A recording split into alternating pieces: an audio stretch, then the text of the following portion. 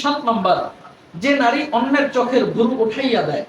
একজন তো নিজে করলো, আর একজন একাতে একাতে করা যায় না, একজনকে উঠিয়ে দিতে হয়। যে পার্লারে যেসব মহিলারা কাজ করে, এরা যদি এইসব কাজ করে দেয়, এরা সকলেই ওই সমান অপরাধী হবে।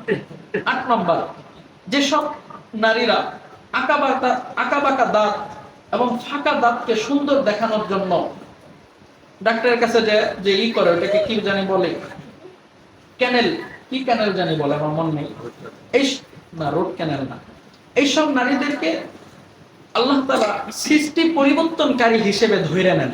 যে আমি দিছি একটা দাঁত এরকম, সে ওইটারে তার ভাল লাগতেছে না, সে আর এক রকম করলো, মানে আমার দেওয়াতে সে খুশি না, সে সৃষ্টি পরিবর্তনকারী।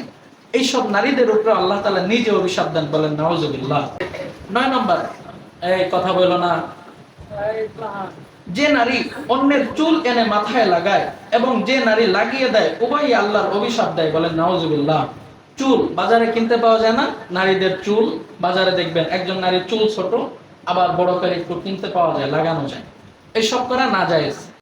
10 নম্বর, যে নারী পরপুরুষের মতো ভেষ ধারণ, যে নারী পুরুষের মতো ভেষ ধারণ করে, হযরত রাসূল সাল্লাল্লাহু আলাইহি সাল্লাম ওইসব নারীদের জন্য নিজে বদদোয়া করে গেছেন, বলেন নাউজুবিল্লাহ। করেনি পুরুষের মতো, প্যান্ট পরে না, প্যান্ট পরে, শার্ট পরে, গেঞ্জি পরে, বলবেন যে হুজুর গেঞ্জি তো নারীদের জন্য আলাদা গেঞ্জি আছে, আমরা যে সব গেঞ্জি পরি নারীদের জন্য এরকম না, একটু ভিন্ন রকম গেঞ্জি পাওয়া যায়। গেঞ্জি মূলত পুরুষের পোশাক, লুঙ্গি পুরুষের পোশাক। আজ পর্যন্ত কোন নারীকে দেখছেন লুঙ্গি পরতে?